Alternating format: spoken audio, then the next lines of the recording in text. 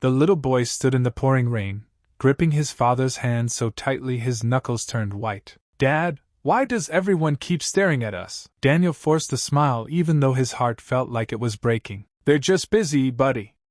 Come on, let's get you home." But the truth was much harder to say. For almost 5 years, Daniel had carried a secret that nobody, not even his own son, knew. A secret hidden inside an old wooden box that had remained locked since the day his wife disappeared. Every year, on the exact same date, someone left a single white lily on the bench where they had shared their last conversation. No note, no name, just the flower. Daniel never told anyone, not because he was afraid, but because he was terrified that opening the past would destroy the peaceful life he had built for his son. 5 years earlier, Daniel's life had once been simple. He and his wife, Emily, lived in a small town where everyone knew everyone. Their little house wasn't expensive, but it was always filled with laughter. Emily loved planting flowers in the front yard. Daniel fixed bicycles in a neighborhood repair shop. Money was tight, but happiness wasn't.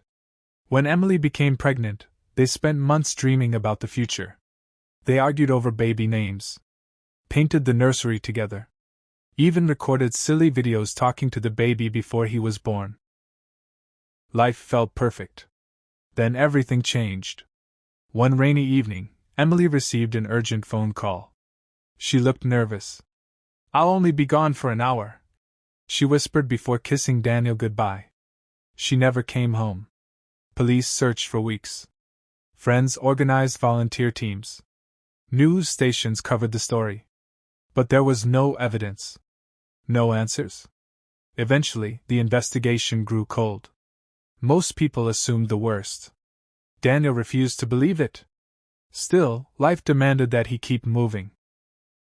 A few months later, their son Noah was born through a surrogate embryo process they had started before Emily disappeared. The joy of becoming a father was mixed with overwhelming grief. Daniel promised himself one thing. No matter what happens, Noah will never grow up feeling unloved. And he kept that promise every single day. He learned to cook despite burning almost every meal at first. He watched parenting videos late into the night. He attended school events alone. He became the parent Noah needed. Years passed. People admired Daniel's strength. They had no idea that every night, after Noah fell asleep, Daniel opened the same wooden box. Inside were Emily's letters, a faded photograph, an old silver necklace, and a train ticket dated the day she vanished. It was the only clue the police had never been able to explain. Daniel would stare at that ticket for hours, then quietly lock the box again before sunrise. Because some questions hurt more than unanswered ones. One Saturday morning, Noah came running into the kitchen with a huge smile. "Dad! Our class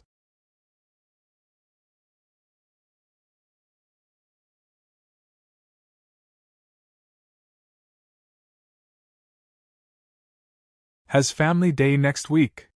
Daniel smiled. "That's great. You have to come. I wouldn't miss it." Noah hesitated. "Can we bring a picture of Mom too?" The room became silent. Daniel looked at his son's hopeful face, then nodded. "Yes, buddy." That night, while searching through old photo albums, something unexpected slipped onto the floor. A small envelope. He had never seen it before. Across the front, written in Emily's handwriting, were just 4 words. "Open when Noah asks." Daniel's hands began to shake. He looked toward Noah's bedroom. His son was asleep. For the first time in 5 years. Daniel slowly broke the seal. Daniel stared at the envelope for several long seconds. His fingers trembled as he unfolded the yellowed paper. The handwriting was unmistakable. It was Emily's. "If you're reading this, it means Noah is finally old enough to ask about me. I always hoped I would be the one to answer his questions. If life had other plans, promise me one thing. Don't let him grow up believing he was the reason I disappeared. He was the greatest gift of my life." Daniel felt his throat tighten as he kept reading.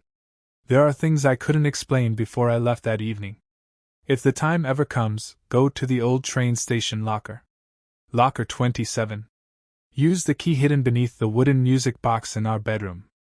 The letter ended there. No explanation. No signature.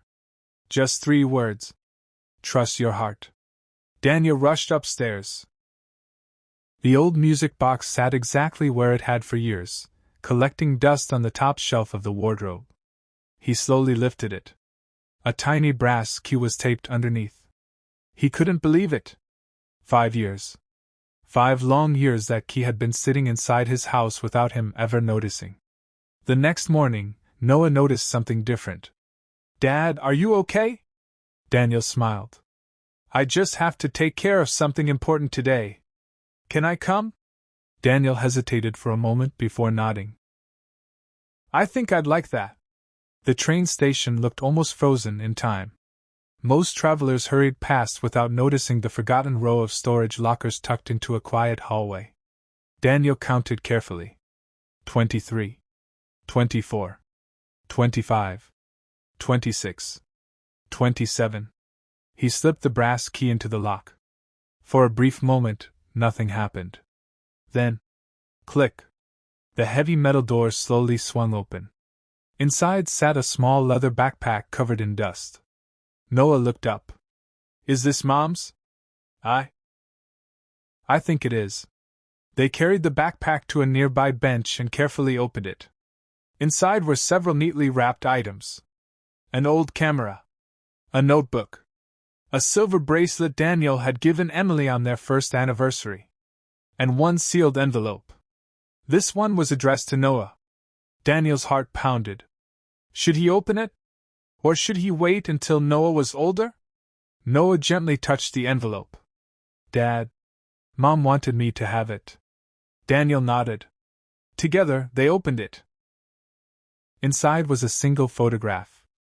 Emily stood beside an elderly woman Daniel had never seen before. On the back, written in blue ink, were the words, "Find Grace. She knows the truth." Neither of them had ever heard that name. Grace. Who was she? A friend? A relative? Someone from Emily's past? Daniel searched through the notebook. Most of the pages contained ordinary thoughts, shopping lists, dreams for Noah, and little sketches. Then one sentence caught his eye. "Some promises are bigger than fear." That evening Daniel searched the name online. Hundreds of results appeared. Nothing seemed connected. Just as he was about to give up, an old newspaper archive caught his attention. A woman named Grace Harper. Former nurse. Retired. Living less than 50 miles away. Daniel stared at the screen. Could it really be her? The following Saturday, father and son drove to a quiet lakeside town. Grace's cottage was small but beautifully cared for. Flowers surrounded the front porch. Daniel knocked. No answer. He knocked again. Finally, the door opened. An elderly woman with kind eyes looked at them.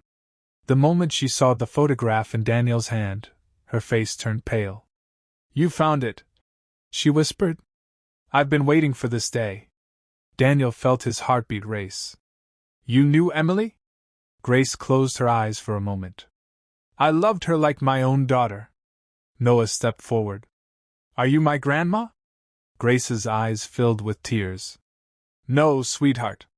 She knelt beside him. "But your mother talked about you every single day." Daniel couldn't understand. "If you knew where Emily was, why didn't you tell anyone?" Grace looked toward the lake. "Because I made her a promise." Silence filled the room.